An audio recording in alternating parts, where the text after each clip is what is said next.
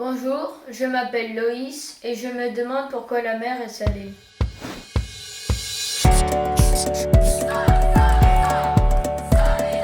Peut-être l'épidémie sera finie en Belgique, mais on ne sait pas. This is all wrong. Dessine-moi une actu. Boire la tasse dans la mer n'est jamais très gai. Burk, c'est salé.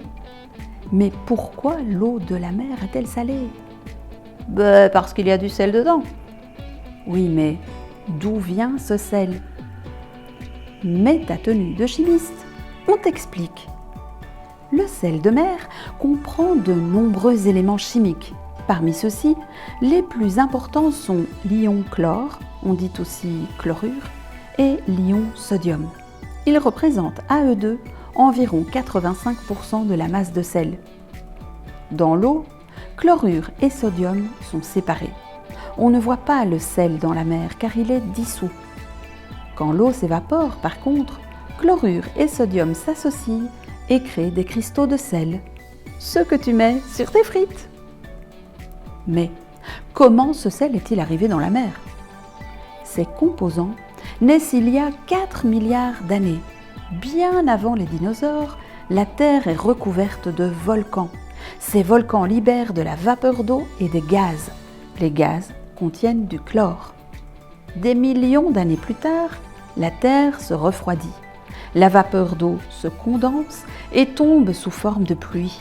Elle entraîne avec elle les gaz et le chlore présents dans l'atmosphère qui vont se dissoudre dans l'eau. La pluie forme les océans et c'est le chlorure qui va commencer à saler ces océans. Oui, mais tantôt on parlait de sodium aussi, non? On y arrive.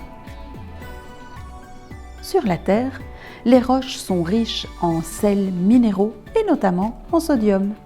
La pluie, en ruisselant sur la surface de la Terre, arrache des fines particules de roche. C'est l'érosion. Durant l'érosion, l'eau entraîne avec elle le sodium contenu dans les roches.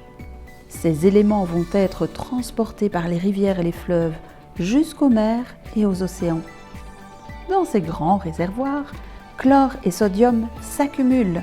Voilà pourquoi la mer est salée. Ce procédé se poursuit aujourd'hui. Mais si ces éléments arrivent continuellement, pourquoi la mer n'est-elle pas de plus en plus salée? C'est une question d'équilibre. Ces petits éléments se retrouvent sur le fond des océans et forment les roches sédimentaires. L'apport de sel est donc compensé par son enfouissement dans le fond des mers et des océans. L'eau de mer contient en moyenne 35 grammes de sel par litre, soit 6 cuillères à café de sel en moyenne. Car si la Méditerranée contient 38 grammes de sel par litre, la mer Morte, entre Israël, la Palestine et la Jordanie, en contient, elle, 340 grammes. Pourquoi? Là-bas, il fait très chaud. Sous l'effet de la chaleur, l'eau s'évapore, mais pas le sel. Résultat, l'eau est très salée. La mer Morte est d'ailleurs connue pour faire flotter les baigneurs en raison de son fort taux de sel. La mer Baltique, au nord, est une des moins salées, avec moins de 10 grammes par litre. Elle reçoit beaucoup plus d'eau douce, très peu salée, des rivières et des précipitations. Et les rivières, au fait, pourquoi ne sont-elles pas salées?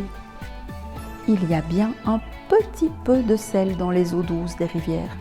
On appelle eau douce l'eau qui contient moins d'1 gramme de sel par litre.